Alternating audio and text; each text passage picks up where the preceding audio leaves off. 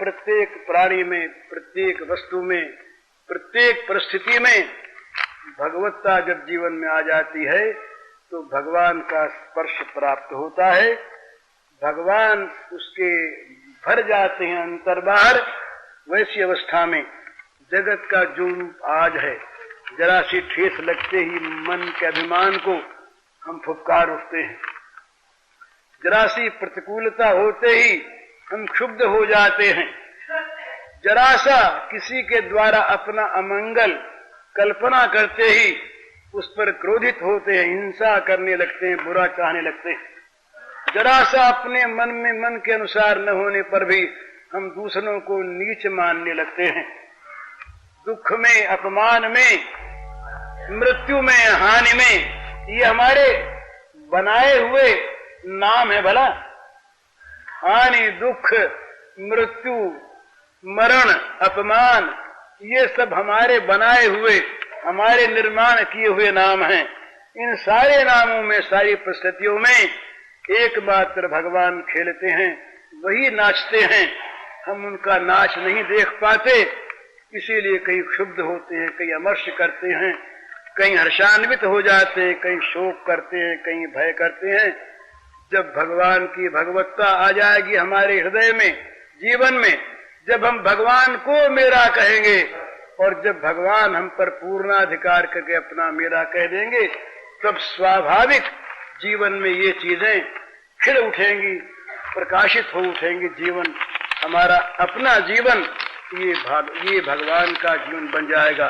दैवी संपत्ति के फिर फूल, ये इनके बीज बोने नहीं पड़ेंगे, खिलाने नहीं पड़ेंगे। जहां हम भगवान के आश्रित हुए, भगवान को मेरा कहा, वहां दैवी संपत्ति के बगीचे के ये सारे पुष्प अपने आप खिल उठेंगे, वो कभी मुरझाएंगे नहीं। ये फूल मुरझाते हैं, वे फूल मुरझाएंगे नहीं। उनका विकास उत्तरोत्तर अधिक से अधिक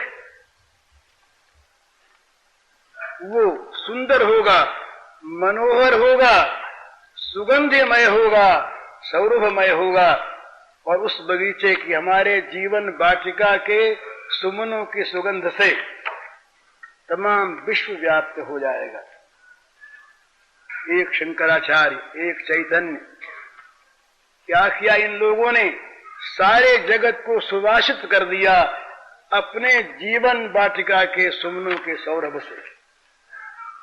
ये सौरभ कहां से आई?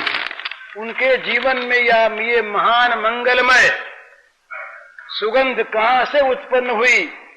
जो चिरसौरभमय है, जो चिरसुगंधमय है, जो नित्य नित्य मंगलमय है, जो नित्य नित्य परम आनंदमय है, जहां भय शोक को स्थान नहीं, जहां अमंगल के लिए जगह नहीं, उन मंगलमय, आनंदमय, शांतिमय, प्रेममय, सौंदर्य, माधुर्य, सुधा निधि भगवान के साथ उनका संपर्क हो गया।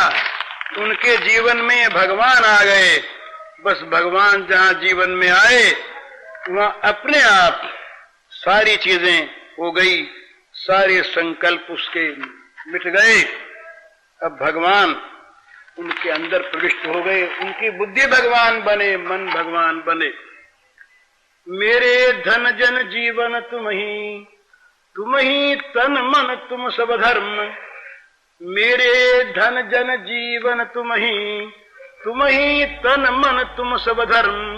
तुम ही मेरे सकल सुख सदन, प्रिय निज जन प्राणों के मर्म। तुम ही मेरे सकल सुख सदन, प्रिय निज जन प्राणों के मर्म। तुम ही एक बस आवश्यकता, तुम ही एक मात्र हो पूर्ति।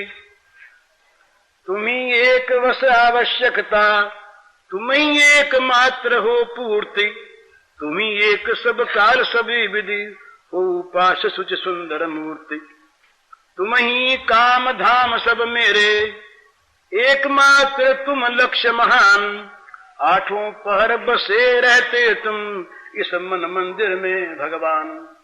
आठों पहर बसे रहते तुम इस मन मंदिर में भगवान। सभी इंद्रियों को तुम शुचितम करते नित्य स्पर्श सुखदान, सभी इंद्रियों को तुम शुचितम, करते नित्य स्पर्श सुखदान, बाह्याभ्यंतर नित्य निरंतर तुम छेड़े रहते मधुतान। बाह्याभ्यंतर नित्य निरंतर तुम छेड़े रहते मधुतान। कभी नहीं तुम ओझल होते, कभी नहीं तजते संयोग, कभी नहीं तुम ओझल होते, कभी नहीं तजते संयोग, घुले मिले रहते करवाते करते निर्मल रस संभोग। घुले मिले रहते करवाते करते निर्मल रस संभोग। पर इससे कभी मतलब कुछ मेरा तुमसे रहता भिन्न, पर इससे न कभी मतलब कुछ मेरा तुमसे रहता भिन्न। हुए सभी संकल्प भंग, मैं मेरे के समूल तरु छिन्न। पर इससे न कभी मतलब कुछ मेरा तुमसे रहता भिन्न। हुए सभी संकल्प भंग, मैं मेरे के समूल तरु छिन्न। मैं मेरे की जो वृक्ष थे इस समूल छिन्न हो गए। भोक्ता भोग्य तुम ही हो सब कुछ, भोक्ता भोग्य तुम ही हो सब कुछ, तुम ही स्वयं बने हो भोग। भोक्ता भोग्य तुम ही हो केवल, सब कुछ तुम ही, भोक्ता भोग्य तुम ही हो सब कुछ, तुम ही स्वयं बने हो भोग। मेरे मन बन सभी तुम ही हो अनुभव करते योग वियोग। मेरे बन तुम, मेरे मन बन सभी तुम ही हो अनुभव करते योग वियोग। इस प्रकार जब भगवान मेरे बने और मैं भगवान का बना, तो बस भगवान ही भगवान रह गए। भगवान की सत्ता, भगवान की महत्ता, भगवान की भगवत्ता जीवन में जागृत हो गई। यही जीवन का असली और